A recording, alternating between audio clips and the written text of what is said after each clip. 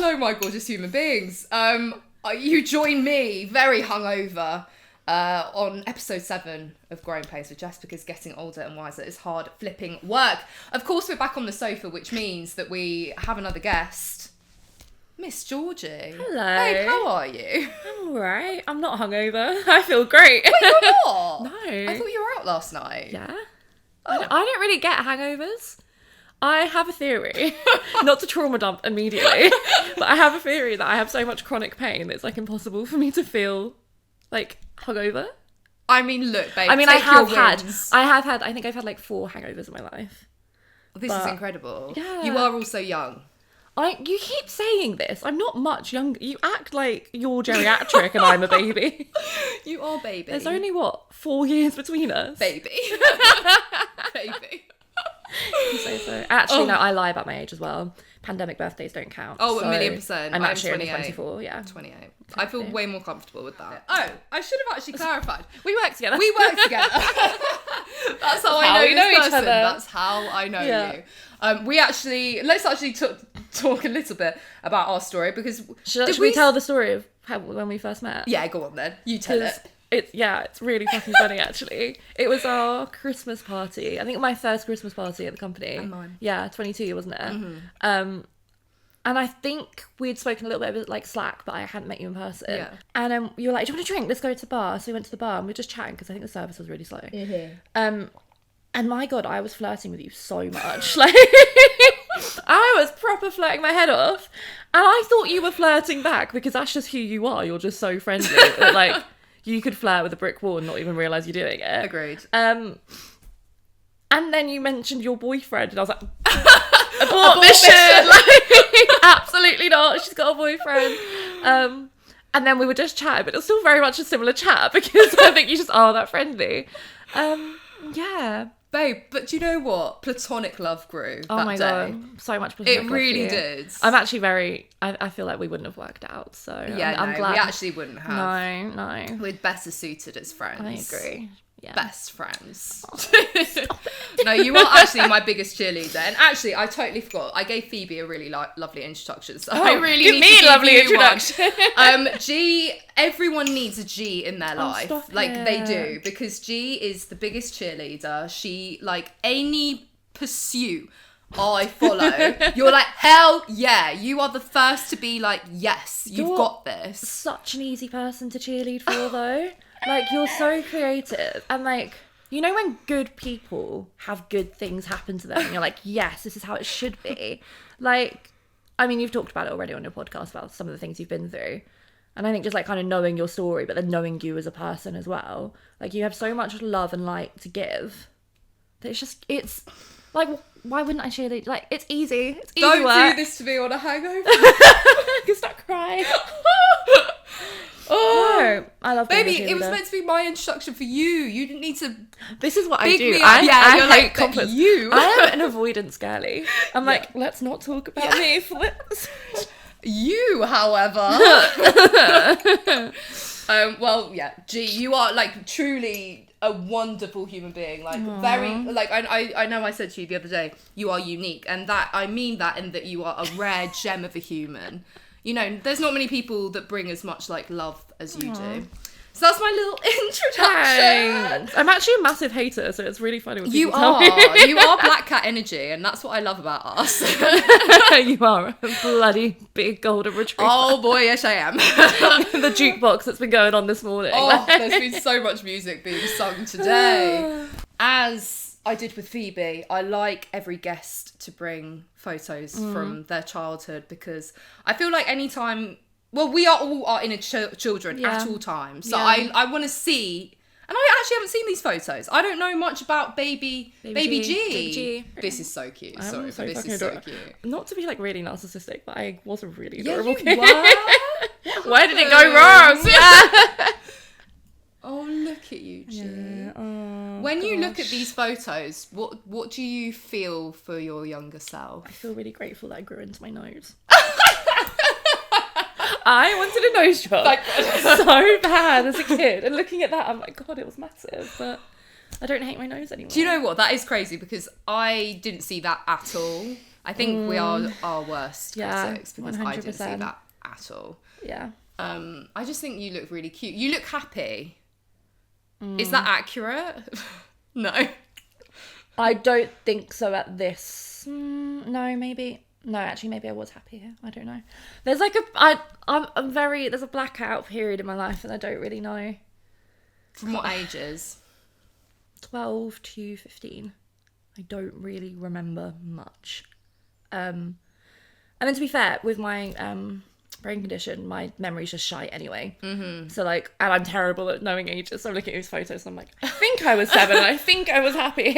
Also, no idea. Yeah. Should we talk about your brain condition? I didn't mean to do it this early, but it's a very important part of you. Like, it's integral. Thing yeah. in my, probably one of the biggest things in my life. Yeah. I have a brain condition. It's called Chiari malformation. And basically, I'm just so fucking smart. And my brain is too big for my skull, and my skull is like crushing it. Which causes a lot of symptoms, mostly like, so I have double vision, so I see up to everything all the time. I get really bad tension headaches at the back of my skull. It feels like my brain is literally like pulsing out of my skull. And then it's like a lot of like hand-eye coordination, like my fine motor skills, that kind of thing. I can't ride a bike. I know how to, I just physically cannot. Remind me what the name of your condition is. Chiari malformation. It's called Arnold Chiari malformation, but everyone just kind of calls it Chiari. Chiari. Yeah, there you go. Chiari. You got it. Malformation. Malformation. Yeah. Chiari malformation. Yes. And when is that something that you have from birth, or is that something that develops? It is something I've had from birth, but it was not picked up on, and more trauma. Oh boy. I only found out I had Chiari because when I was 12, I experienced a loss, and I had really bad grief headaches. And like about 2 weeks into these grief headaches, I was in class and I was just blinked and all of a sudden I had double vision. And I was like, why am I thinking? It was like so overwhelming. That's so scary. It was awful. My mum made me wear an eye patch for that weekend because it was a Friday. So I spent the weekend like wearing an eye patch, looking like a pirate. And then she took me to like Specsavers or something on the Monday, and they were like, yeah, you need to go to hospital. And it was basically 2 years of loads of like tests and kind of, I had the funniest doctor, Mr. Purashani.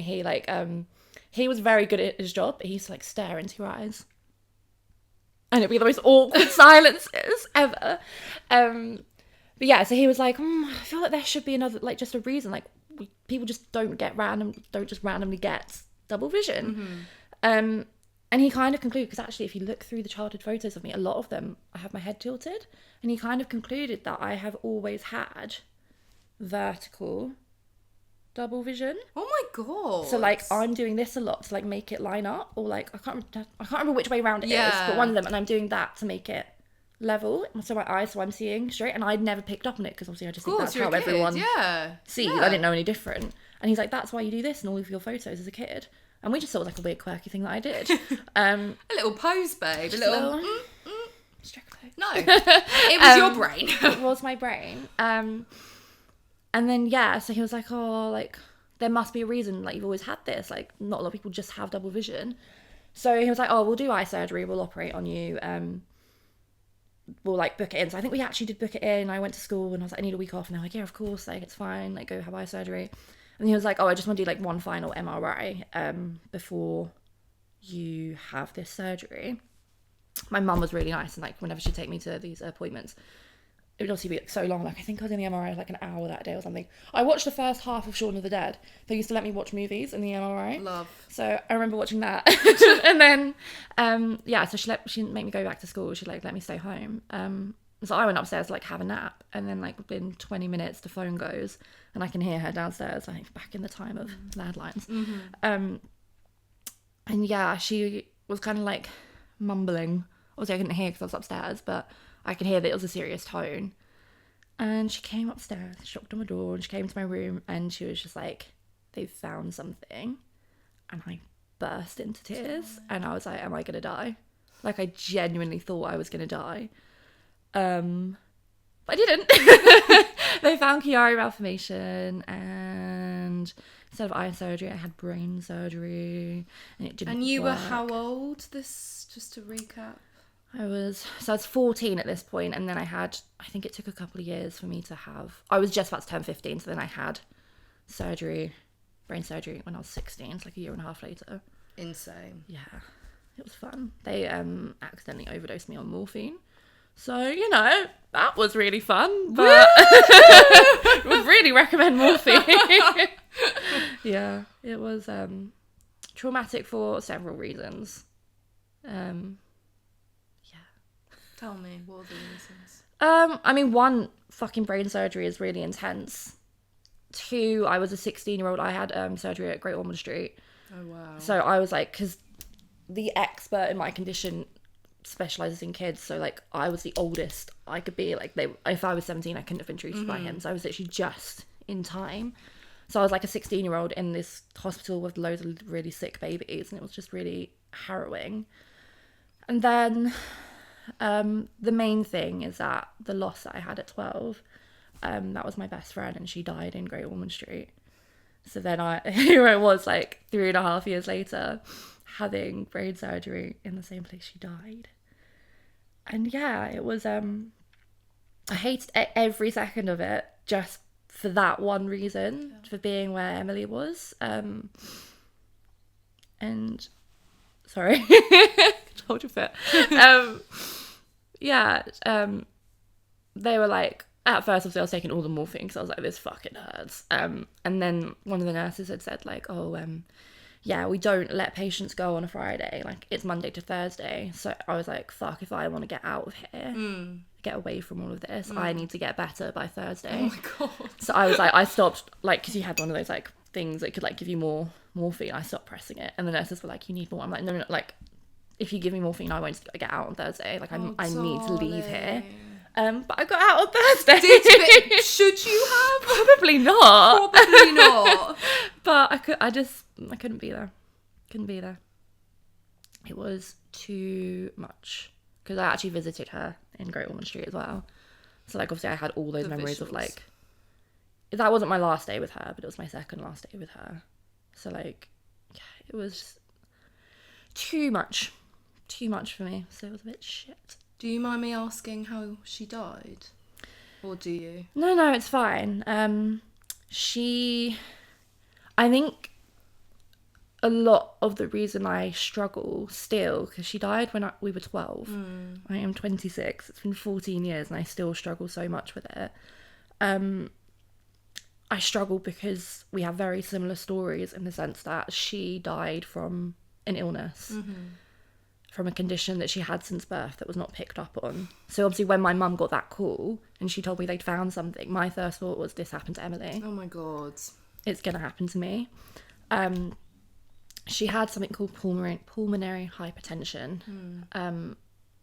I've never been able to look it up properly. But yeah, she passed away because... So she basically just randomly started throwing up blood one day, or coughing up blood, and that they took her to hospital, and then that's where they found pulmonary, so they transferred her to Great Ormond Street, and she had a lung transplant, and basically the lung didn't take. Oh my god. So, like, I literally remember, I think it was a Thursday, I think she had the surgery Thursday morning, and I text her being like, I hope everything goes well, like, let me know. And she texts, like, maybe Thursday evening being like, I'm okay, but I'm just really, really tired, like, I'll speak to you in the morning.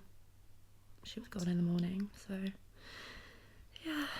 So, like, a very similar story in the sense that, like, we both had hidden illnesses that neither of us knew about, and we were both kind of diagnosed and then had to go have surgery in Great Ormond Street, but she didn't survive, and I think it's given me survivor's guilt that I did, and that, like, I'm able to live a life and she's not. Oh, no. Sorry, I don't mean to make you cry. But that's a hell of a lot to carry, especially for this long. Yeah, and it's she was my best friend. She was just, there was no one else like her. It's funny because I met her when she moved to my school in year 6, the first day of year 6, and then she passed away halfway through year 8. So I think I actually only knew her 2.5 years, and yet absolutely no one in my life has had as big an impact on me as she has. Yeah. Like, I was a very shy and introverted kid. Yeah. like, even like with my family, like us, my older sister, I did not really talk to her. We did not have much of a relationship at all. We're close now, but like, Yeah. I just didn't really talk to my older siblings. It's very shy, very introverted, and she kind of taught me to not give a shit. Love She that. just came in and was like this bundle of light and was just so chaotic and was just so fucking funny. And she was like, who gives a shit? We had this is a funny story actually. We had alter egos. So our alter egos were two posh butlers that worked at Buckingham Palace. Obsessed. And we were both called Jeffrey. Obsessed. So I was Jeffrey of course. Buckingham and she was Jeffrey Palace. Love. And she lived around the corner from me, so I could actually see her house from my window, which was then traumatizing after she was gone, obviously. Oh god. But we would walk to school together, and we'd literally just be walking up the road being like, oh, Jeffrey, how are you today? And like doing the most awful accents and just like calling each other Jeffrey, like two girls with very long hair. Love. Like calling each other Jeffrey. And God, we must have got so many weird looks. Like, people probably thought we were absolute freaks. But we just didn't care. And she taught you that. She taught me that. She taught me not to care. So I think when she passed, I not only lost her, but I lost a huge part of myself. Yeah. Because I lost that and I just became a shell of myself again. And it took me years to become the extrovert you know me as today. So, yeah. I think that age, I don't know about you, but I like, especially year 7 is a really hard age, and like it's just it's so for you to find such a special soul who could teach you, don't care, just don't worry about what other people think, just be like, that's a beautiful thing. Yeah, and like, I think she was loved by so many people as well. I think she taught that to a lot of people. Like, on the day she died, I like couldn't really comprehend it for a while. So like my mum told me, and I was like, no, I went straight into denial. I couldn't accept it, so I still went to school. Oh my god. I was like, fuck this, I'm like getting out of here, I'm going to school. Reminder, I could see her bedroom from my bedroom window, so that I can't be home. So I went to school, and that was a whole chaotic morning. But like, it got to lunchtime and I went to go get some food, and at this point the news had broken, everybody knew. And I remember these two people, super popular, like this guy and this girl. Like, I never would have talked to me. The guy might have talked to me to bully me. Like, that's the kind of people they were. And they just came up to me, and the guy goes, I am so, so sorry. And the girl gave me a massive hug. Oh. And it's like, so even people like who I never would have spoken to, like who I had nothing in common with, they felt what Emily gave. Yeah. And they knew I was struggling, and they came to comfort me. Like, that's just who she was. She like inspired that. I love that. Yeah, I can't God, I'm shaking even so much, imagine. Say that again. I'm shaking, sorry. Oh baby, if you anytime you need to take a break, we just I'm take good. a break. I'm good. I know it's really Yeah. it's hard. Really hard to talk about her, but at the same time, like, I love talking about her. Yeah, this is it. This is it. Like, she still means so much to me. Yeah. That like, and I think I have this fear that if I don't talk about her, not that I'll forget her, but like even now I'm forgetting, like 14 years later, I'm forgetting exactly how her voice sounded. And that tears me apart, like knowing that I don't have that, 'cause I don't have many videos of her, which is so stupid. Because you're a kid, you don't really think about these things. Like, oh, I'm going to record my friend because she might go. I do that now all the time. That's probably why I have so many photos and videos of my friends, because I'm so scared I'm going to lose them. Like, is that something that's still really... I think this might be another reason why I'm such a big cheerleader for people. Because, like, while people are around, I just want to, like, embrace them. And I just want to, like, make memories and just, like, if they were to go, I haven't wasted my time with them. Do you know what I mean? Like, I've let them know how much I love them. Yeah. And, like, I've done everything I can with them. Sorry. No, darling. I thought I was going to cry today, and I've just made you cry. No, it's... You know... It's... I think, obviously, I haven't suffered a loss like that, and I'm not comparing it. No, but you have suffered loss. Like, I think it was a couple of episodes ago I was talking about when you lose someone before their time. Yeah. It's... I don't know if the brain ever comprehends it. Well, like, I shut down for a few years, and even 14 years later, I'm like, oh, she's gone. Yeah, it doesn't make sense. Every time something big happens in my life, like when I got into university, when I graduated, when I moved to London, like every time I get a new job, I'm like, Emily should have done this. Yeah. Like, all those if Emily were alive, like what would she done at would she have gone to university? Yeah. Like, what would she be doing right now? And I think like at dark times in my life, I've kind of been like, I wish it were the other way around. Yeah. Because I feel like she would have been able to give so much. Yeah. And she would have been able to do so much with her life. And then the survivor's guilt kicks in that she doesn't get to. Yeah. And I am here. So I think in my mind, I need a fucking therapist. Yeah.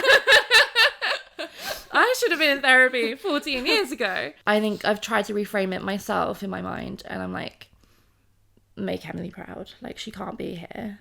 So like, I think I'm trying to live life for her as well as me. I think then a lot of pressure, for sure. But I think in a weird way, like when I lost Wes, and if you didn't watch previous episodes, Wes was my ex's brother who became like a brother to me. We lost him at I think he was 31 or 32. Where like since losing him, I have this whole new outlook on life. I think the same as you. I love people so intensely, and I tell them because again, we don't know how long could happen. Anything can at any happen, point, any time. Yeah. So I love people intensely, and I love strangers intensely as well. I just have this weird outlook on life that life is silly. It is fundamentally silly. Like there is no real meaning to anything. There is no certainty. There's not like it's just. I almost see it like a game of Sims at this point, and I'm just like I just do all the things and like meet all the people because I know that it can be taken away. You said The Sims, and my first thought was don't go in any swimming pools in case don't the take ladder away the gets ladder, taken away. mate. I don't know. It's just this weird like it is just it's this weird like I'm here, and lots of people aren't here today. Yeah. So let's just be silly. Yeah.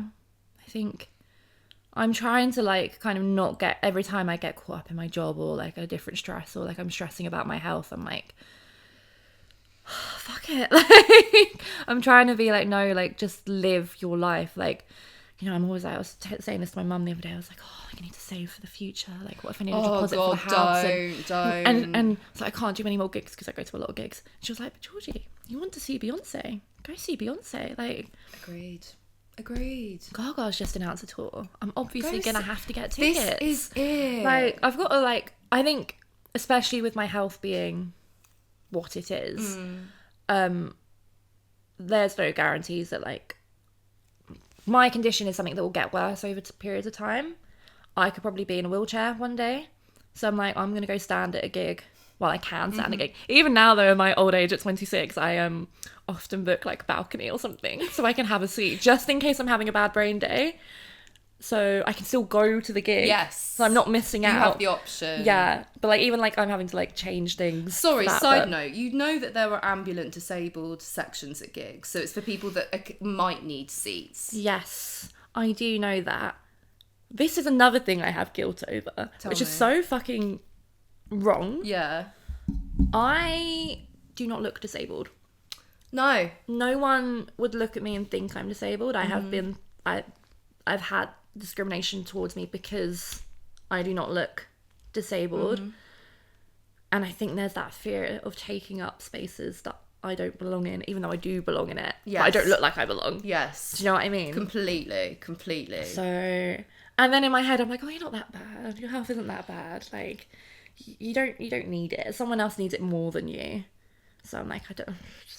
But then if every disabled person thought that way, only the most severely disabled would, and like only the people in the wheelchairs would have those. Exactly. I have the exact same thing because I am technically disabled. With when you have a personality disorder, that is a disability, and I also feel really conflicted about it because I don't look disabled, and quite frankly, I don't act. I'm definitely act neurospicy. You are neurospicy, but aren't we all? But like all the best people are. And it's weird because I do sometimes get disabled tickets, like depending on the situation and blah blah blah. And I have had it where I've queued up for the disabled queue, And they're like, no, disabled people. I'm like, yes, me. Yeah. Please. Apologies, but I'm not lying. Yeah, and it's really weird. But also, like, because I no longer, like, massively present with BPD symptoms, I'm like, am I disabled like, do you know what I mean? Like, and it twists in your brain. And I completely agree with you. But then at the same time, when I hear you say this, I'm like, well, we need to, like, advocate. Like, we need to, like, change our terminology. Like, what is acting disabled? What is looking disabled? But then when I think about me, I'm like, oh no, I don't. But not disabled. me. Yeah, don't talk about me. So I will give them, like, biggest hype speeches to all of my friends, like, if they're feeling insecure or if they're having, like, bad mental health or something. And then I'm like, when it comes to me, yes, doesn't apply to you. Why is that, G? I just hate myself, maybe. I feel like we're in therapy now, and I love it. Yeah, we are. I don't hate myself these days. That's good. I'm starting to like my life. I love that. I love my life. I'm starting to like myself. Oh God, that is exactly how I have. I'm actually at the stage where I love myself. I've never fucking loved myself before, but I had the exact same. I think the life does come first for a lot of people. Yeah. It's like, okay, this life is great. Yeah. Like, I have great friends. I'm in a great city. I'm doing fun things. And then slowly but surely, you're like, kind of like myself too. Like, I mean, I do feel like, I kind of have main character energy these days, but I just like spending time with myself.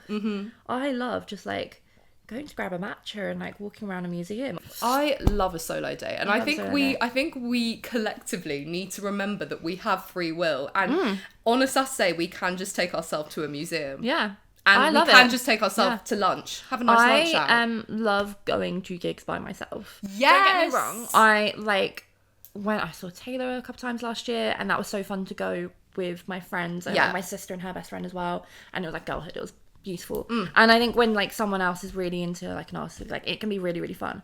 But I also think there's something so special about seeing someone you love by yourself. Yeah. And I never used to go to gigs by myself. I never used to do anything by myself because I was too scared. And then I was like, hold on, I am missing out on opportunities, things I want to do because I'm too scared to go. And then I think the first solo gig I did was Lorde. Okay, yeah. Oh, that's a good one. That's a good one. We all know that Lorde is, like, my favourite living singer. We do. It was a solar power tour and it was up in Leeds. And I had a spare ticket and my mum was working in Leeds that week or something. So I was, like, going to come with me. But then she got sick that week or something. She didn't end up going to Leeds. And I was like, oh God, I'm going to have to, like, go on my own. And I had so much anxiety. Like, I was sitting in the queue and, like, some arsehole in the queue turned around to me and was like, are you on your own? I'm like, yes, I am actually, but I'm not missing out on my girl Ella. Like, I've got to go in. How old were you at this point? Oh my God, this is embarrassing. This was 22, as in, like, the year 22, so I was 24. Yeah, that's fine. Babe, lots of people still to this day don't have the confidence to do this. True. But yeah, I went in and went by myself and I had, like, a religious experience. Oh, God. Lorde looked at me. I was, like, second, third row. Lorde looked me in the eye during Liability. And if you know Liability, you know what a fucking moment that is. And I was just, like, sobbing my eyes out. I was having, like, so much fun. Like, that tour was just unbelievable. And I left it and I was like, I almost didn't go. I almost missed out. Yeah. And now I'm like, fuck it, I'll go to any gig by myself. Like, a lot of the gigs I go to are by myself these days. 1,000,000%. I think I did 22 gigs last year, and I'd say I probably did, like, at least half of them by myself. I love probably that. More. I love that for you. Yeah. It's so funny, because, like, I've started doing it as well. Yeah. And, like, I went to see Lola Young by myself, I think, a couple of weeks ago. And, it is scary. Yes. The worst bit is the queuing. Yes. When you get there and people are descending upon this venue and everyone's in groups and you're by yourself. You need your headphones and, like, you need a full powered noise cancelling headphone and, like, sometimes, like, if I'm seated, I'll go in, I'll see the long pauses in between, like, the support act and the main act. I'm, like, scrolling on my phone on TikTok or something, but then everyone gets there and then all the 4G goes and you don't have any internet. Like, but do you know what? Well, we're different in this way because I'm very extroverted, so I just make friends I call myself with everyone. An extrovert, but compared to you, I'm so introverted. My God. Like, I just make pals. Yeah. I don't really like people. Yeah, so talking to people maybe isn't on your list of priorities. I say I don't like people, but then I love people. Like, you love people. I don't like new people. I get socially anxious around new people. Okay, I'm going to have to And I give some context here because Georgie and I went to the lesbian pub night together. We did. Which I have spoken about on the podcast before. Yeah. And I'm going to put it out there. I saw only an extrovert that night because we didn't know anyone. We didn't. And you were mingling. Yeah, but you were the one starting conversations. Not no, you were. always. You were. This is what I mean. I can be extroverted, but I'm never the person to initiate. When you were outside, you met people I hadn't met. Do you No, remember but- I was queuing for the toilet and you had met people while I was in the toilet? Yeah, but you know why those people came up to me? Why? Because you'd gone to the toilet with that girl's friend. Yeah. And she was like, oh, my friend's gone off with your friend, so I'm going to stand with you if that's okay. That's how I met them. It's still you.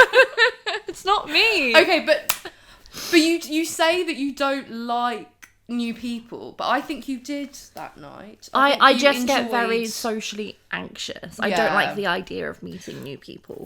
There we go. Sorry, I've reworded it. There I don't we like go. the idea of meeting new people. And also, there's a lot of assholes in the world. Oh, hell yeah. And I don't want my space to be taken up by them. Yes. So I'm very anxious about who I let into my life. Agreed.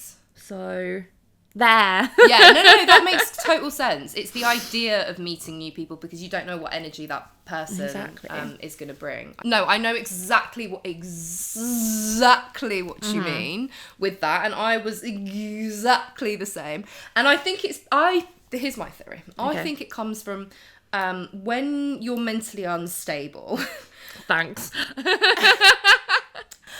Or go through So periods. far, nobody would think I'm mentally unstable. Literally, who would think You've heard that? what I'm like. I'm sure Yeah, she's I very mean, stable. Yep. Anyway, continue your theory. I think when you're feeling a little bit funky, you're so aware of how one person's energy can throw you completely off kilter. Yes. And so I would say it's a protective thing. Like I love people, but if you I'm too delicate for you to mess with my energy right now. I love don't the have right capacity. people. Exactly. Yeah.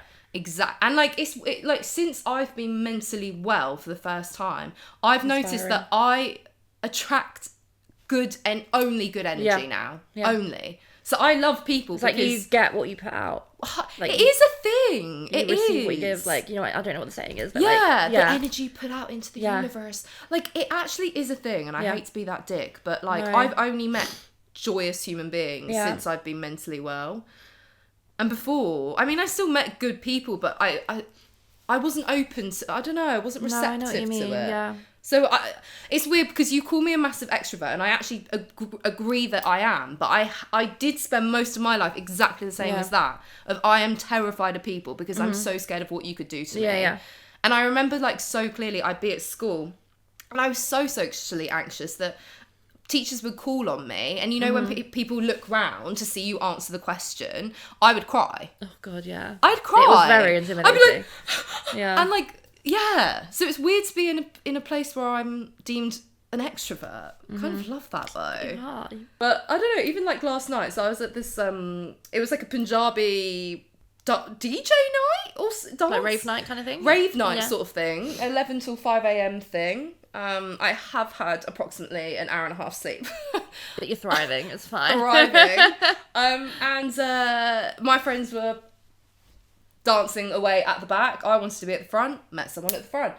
You just meet people. And then I move around, met someone else. Like, you just do it. It's incredible. just do the thing, do the scary thing. And I could have gone to that rave by myself because I've never done a rave by myself. Okay. But I actually think I could do it now. I think you could. We really got sidetracked. I there, don't know babe. where we started.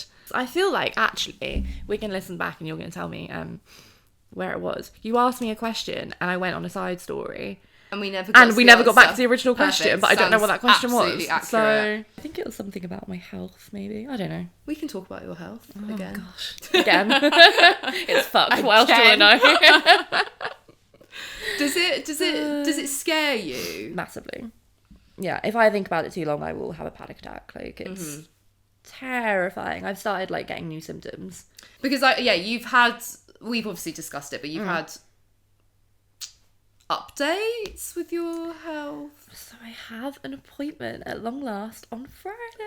Oh my god, it's coming around soon. Literally so soon. I basically, like, just kind of noticed it was getting worse. And it is an illness that will deteriorate. Like, I will deteriorate over time and it will get worse. But I've recently started getting shooting pains down my spine. And one of the big things with Chiari is that CS fluid, I think it's called, or like brain fluid basically, can leak onto your spine. And if it does that, there is a risk of paralysis. So in my hypochondriac head, I'm like, oh my God, I'm getting shooting pains down my spine. It's oh my happening. God, that's the fluid. Oh my God, I'm going to be paralyzed. And like part of my condition is that I actually lose feeling in my limbs a lot. So like I get pins and needles all the time, but then it just goes numb. And like I can't feel things. So like I'm always dropping things because like my mum's always going on about me dropping my phone. I'm like, it's because I've lost the sensation. It falls. I can't do anything. And I fall over all the time. I have dropped these things called drop attacks because like my legs just give out. I tore a ligament in my ankle once because my leg gave out and I fell to the floor. Oh my God. And I landed on it badly. So I'm already having that. And I'm like, if things are going to get worse, what am I going to be like? So that's why I'm like, I'm convinced I'll be in a wheelchair one day. Because like, if I'm just going to keep falling, like imagine me like, if I get to 80, like trying to stand and I'm falling, like I'll break a hip. Like, do you know what I mean? Like when I think about the future, it's quite scary of like what I'm going to be like. So I'm trying to get answers now on the best way to kind of like, I don't want more brain surgery. The next step would be really intrusive, because I should explain what the brain surgery was actually. They cut me open. Oh my God, it's really traumatizing. I had to have my hair in 2 plaits and then they shaved a bit to get to the space. So then when I took these plaits after surgery out, like all this hair came out. I was like, oh my God. But the actual surgery, they cut in and then they removed a piece of my spine, like the very top bit, and a piece of my skull, the very bottom bit. And then they kind of like, you've got a membrane around your brain to protect it, right? They kind of like stretched it. Yeah. To like kind of give more room. So the next step, I could have more surgery where they go in and they cut open the membrane and they put in a patch to like give it even more space. But that would take like 6 months to recover. I don't want to do that. I've got too many gigs to go to. Sorry. So Lord might release an album this year and then she'll go on tour and I can't be missing that. No way. So she probably will as well. Don't. It could happen. So I don't want brain surgery again. So it's like, I think this appointment I'm going to go in and be like, what are my options? What are some techniques or kind of like treatments I can do to soothe my, like I've accepted that this is my life. Like this is going to be my life forever. But how can I adapt my life to be easier? Yeah. Do you know what I mean? How can I have the best quality of life with this fucking dickhead condition? Yeah, because I know there's like different types of my condition as well, and I follow like a few people on Instagram with it and stuff, like, you know, like motivation. But then like some people have it a lot worse than I do. Really? Yeah, but like in America, like it's taken a lot more seriously, my condition, so it's like officially like a disability over there. There's not really much knowledge about it in the UK. Well, I was going to ask, how common or rare is this? Like, it's actually quite common, but the majority of people are asymptomatic. Oh, wow. So they just never realise that they have it, because it's just... It doesn't... A lot of people don't have... Like, it's not as big, so, like, it's based on how big the Chiari is, because, like, the brain's kind of dropping into, like, a hole in my skull, like, on the base of... You got your spine, you got the skull, and there's, like, a hole at the top, and my brain's going down into it because it's too big. Wow. And that's what's pushing it. It kind of depends how much is dropping down, I think, into this space. So, like, a lot of people just have a little bit... and they don't have any symptoms, they're fine, and they just never know. So it's actually not super rare, but it's rarer to have symptoms, and then it's very rare to have bad symptoms. Yeah. So there are people out there, so like in America there's a lot more knowledge over it, and it's treated as a disability, and I think people get a lot more, obviously American healthcare is fucked, but I think people get a lot more knowledge and support over it. Yes. A lot of people who I would say have a similar level of Chiari to me just don't work. And they like kind of, or like they work part-time and they get help with disability like payments and stuff. Well, I'm going to interject here because you kill yourself at work. Like honestly, sometimes I see you in the office and I'm like, she's in pain. She is in It's when I'm sitting there with a nice pack on. Yeah, but it's even, there's something in your like, your whole being changes. One of the main symptoms of Chiari is mood disorders. That would make sense. Yes. So I think this also links into my grief. I feel emotions so intensely. Yeah. So bloody intensely. It's something I really struggled with as a kid, actually, because my parents just did not understand. Bless my mum, we've had like a really good conversation about it since. But like, I am so triggered by the word balance because as a kid, my mum and my stepdad, like, they tell me I'm too happy about something or I'm too sad about something.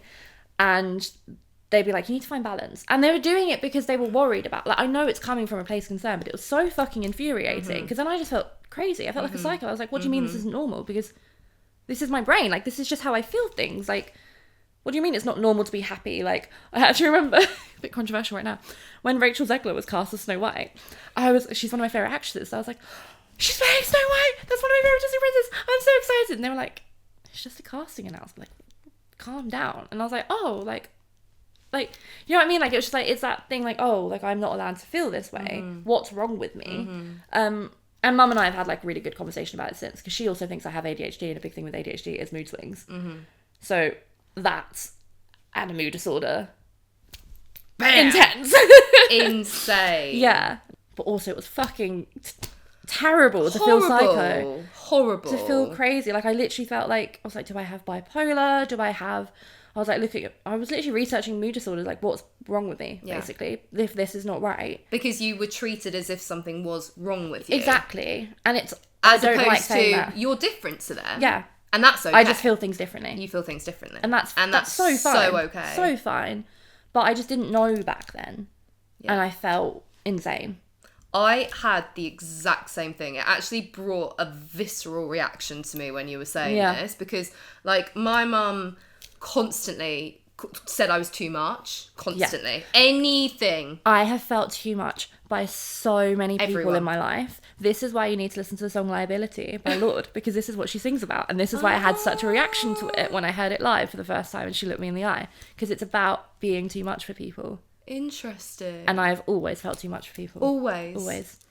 But that comes from the way we were raised, because it was inferred. Well, I was told, you weren't. But, you know, I was too... I mean, mine was different because my mum didn't have the emotional capacity to be a parent. So any time I was exhibiting extreme reactions to things, be it happy or sad, that would be too much to handle. She'd be like, no, you're too much. And I did always remember thinking, like, I really had to repress my happiness, actually. I was like, but I feel really happy, but I can't be happy because she said that's too much. That's really fucking sad for kids. I think, especially with me, because obviously 12, best friend dies, I couldn't process grief. No. What 12-year-old can? No. So I kind of shut off all emotions. Yeah. Until I was like 14, 15. Yeah. So all I felt was numb. Yeah. All I felt was darkness, nothing. Like, literally felt nothing for maybe 2.5, 3 years. And then when I'm starting to feel these emotions again, they're so strong. And I also wonder if maybe, because I was like that very subdued child for a few years who didn't really feel anything, and then all of a sudden I'm feeling everything, that's probably a lot for a parent to take on. They were like, okay, like, what the fuck's happened? Like, where did that switch flip? Like, do you know what I mean? Yeah. Like, so I have a lot of sympathy for my parents, because I was not an easy child. Yeah. And a lot of shit happened. Yeah. That no child should go through. So, like, as a parent, it's very hard. It's hard to support anyone through the things I've been through. So let alone your child. Like, that's hard. And then, God bless my my mum and my stepdad, both of their kids. We both got disabilities. Both queer. Both, like, a bit fucked up mentally as well, like, both neurospicy, like, sorry Lucas for calling you fucked up. But you are. We've both got a lot of things going on, so we can't be the easiest children to manage. Like, yeah, and even like my older siblings, they've had stuff go on as well, so like my dad and my stepmom have not had it easy either. So I think I try to live with sympathy. For sure. Have you ever had therapy? So the school tried to force me into counselling. That makes sense. And the counsellor was like, but you're just so graceful. Like, why don't you like yourself? You're like a very elegant young woman. And I was like 14 years old. I'm like, fuck this. Elegant young woman. See you later. First of all, I'm not. Second of all, like, what is this doing? Like, she was a bit shit. My mum took me to a really good therapist once, and it really helped. But it was very expensive and we couldn't afford it. Because this is the thing. Good therapy does not come cheap. No. So. And you can only pick your therapists if you pay. And I think with therapy, it's such an individual thing. Like when I pick a new therapist, I've gone through a few because I've needed them for different reasons. Yeah. But when I'm at the stage where I'm picking a new one, I call up multiple people, and if I don't immediately like you on the phone, it's a no from me. Like I'm really picky, but you can't do that with the. You should, but if you don't have someone that you fundamentally respect, get on with, whatever, therapy is not going to be beneficial to you. So it's there. I mean, I could talk about this for hours, hours and hours. But the mental health system in the UK is fucked. Beyond fucked. It benefits pretty much nobody. Yeah. And I'm sorry that, because really you should have been with a great therapist. Like you should have. Yeah. And none of that. And the same as me, I haven't actually said this in the podcast yet. I don't know if I want. Do I want to say? You don't have to say anything you don't want to. There was maybe I won't say the specifics because I don't know. But there was a very violent event at my house when I was 9 between my mum and dad's. Really, really, really, really, really bad. And police and ambulance and all of that came, and I wasn't given any support. And I just find that baffling. At 9 years old. 9 years old. And this is sorry to go back to adolescence as well. Like, this is why I think we need shows like Adolescence to show that kids are exposed to so many things. So much. Like, obviously adolescence is different because it's about Andrew Tate and all of that shit. But like you, for example, you were exposed to something. Like, we need to stop thinking that kids are in a happy little bubble, because that bubble can burst at any time by anything. Yeah. You need to protect your kids more. Yeah. What I always heard was, but children bounce back so much quicker than adults. I totally disagree with that. I think it's the other way around. I think we just, when you're a kid, you just survive and you pick up any method you can to survive. Like you numbed yourself. Yeah. I had a period of numbing myself as well. Like, that isn't us surviving. That's us using unhealthy tools, which will fuck us up as adults. Yeah. And if someone had intervened in either of our cases, maybe we wouldn't have had such, like, mental health struggles. Yeah, literally. Fundamentally. Yeah. I completely agree. I think it's disgusting when people are like, they're kids. The kids are all right. Yeah, kids are not fucking all right. The kids are not all right. You need to look after your children. Yes. And like, it's hard because I know my parents did so much for me. Therapy's fucking expensive. They can't afford to send me. Yeah. So it's like, but like, I think as a society, the government needs to start paying attention to children. Yeah. Like, I mean, we're in the wrong fucking government, aren't we? Because they hate disabled people. Yeah. Bizarre austerity against disabled people. I would love to know why it's always disabled people that are penalised first. Disabled people and immigrants. Why the fuck are the some of the most vulnerable people in society the ones that are fucked over time and time again? Yeah. So we're not going to get an NHS that works. No. For mental health. No. For years. Maybe. No. It's really sad to think about it, but then I think about America and I'm like, swings and roundabouts. Like, at least we're better not that fucked. We could take a note out of Scandinavia's book. They're fantastic with children. The development with children and that's, I think it goes back to what you said, like, it affects, like, we take shit from childhood throughout our life. Yeah. And I think as society, we need to be there more for kids and make sure, like, when they are exposed, because you can't stop kids from being exposed to shit. That's the truth of the matter. It will happen. Things will happen. Yeah. Either if it's on purpose or like you try to avoid shit. You just can't avoid trauma. But what you can do is have the tools in place for when it happens. And I think as a society, it's not just down to parents. Yeah. Parents can only do so much. If they're not given the tools, if they don't have the resources, they can't do shit. Exactly. Like, it's a societal issue, massively. Yeah. That's why that's my TED talk. Thank you. No, I'm with you, and that's why I ask everyone to bring pictures of their younger self, because I think it's really important to remember what, like, baby G went through and what baby Jess went through, because it has led us exactly to this point. Yeah, we are who we are because of what we've been through, because of our struggles. That inner child still lives in us. Like, she never went away. Yeah. And it's just sad that we were exposed to so much and just weren't given those tools, you know? Although society shit, I didn't get the support I needed as a kid. My health is going down the drain. I'm still quite optimistic about life. Isn't that Which beautiful? If you had told 19-year-old G that one day she would be optimistic about life, she'd be like laughing her head off. Like, no, not at all. But yeah, I don't know. I just like, I'm not thinking too far in the future. That's still something I don't do. Yeah. Probably more out of fear, but also kind of being a realistic Rebecca and actually, I don't know what my health's going to be like next year. Could get even worse. And babe, you don't even know who you're going to be. Like, in terms of, like, even without the health, we have no idea. I actually think looking forwards too much is disabling. I think, I purely live for this. Yeah. This is all we have. This is all we know right now. Yeah.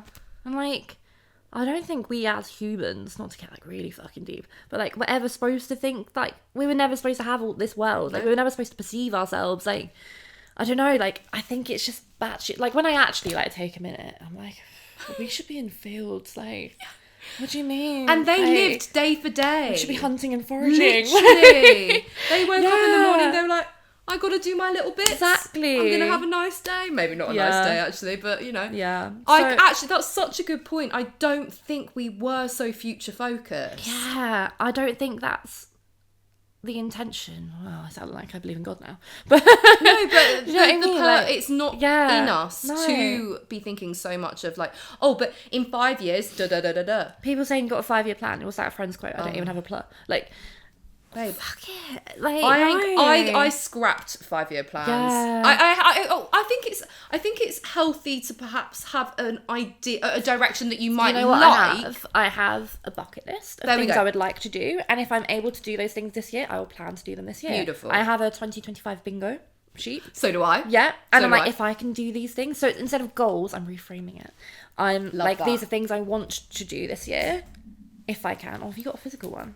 Oh, mine's on my phone. All right, yeah. 2025 bingo. Oh, it's a fucking bingo card and everything. Mine's literally just a list. I don't get that fancy. How have I done any of these? I actually have. Yeah, amazing. Fuck. Exactly. Oh my god. Look at you. Wait. Okay, so the ones I have done, start a podcast. Hell yeah, we're doing Wait, it. have you started a podcast? Yeah, did I not tell you? Oh, shit, no, you didn't. Oh, God. I think Okay. you've updated me on I'll that, have to actually. get you on it. Oh, that'd be really nice. It'd be really good. Yeah. I've got 25 things that I want to do this year, and some of them are like be more consistent. Like I want to go to Pilates twice a month or something like that. So it's like stuff I can't physically tick off until the end of the year because it's about staying consistent throughout the year. Do you know what I mean? Yeah. But like I think having goals rather than like or things I want to do rather than actual things I must do. Yes. And like rather than a New Year's resolution, I had a New Year's motto. Love. Like Love. it's I'm like I'm optimistic, but I'm not thinking too far ahead. Yes. I'm living my life as I can and as I want to right now. Yeah. And if things are changing, I can adapt. Yeah. And if they don't, amazing. Yeah. Bring it on. Babe, that is a fucking gorgeous way to end this podcast episode. Oof!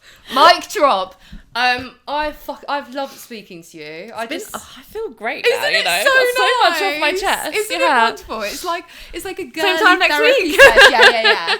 I'll be charging though. I can't afford. Honestly, thank you so much. Like Thank you I for feel like lots of having people me. relate to what you're saying. Thank you for letting me trauma dump. Babe, every time it's what this platform is for. I hope you enjoyed learning how to spell Chiari and how to pronounce it. Yeah. Still Can you struggling do with it? that one. Chiari? You don't elongate the syllables that much, Sorry. but Chiari. Chiari. Chiari. Perfect. Can See? do it. Stunning. I'm learning something. Every day's a school day. Every day. Love you. I love you. Come here. I love you.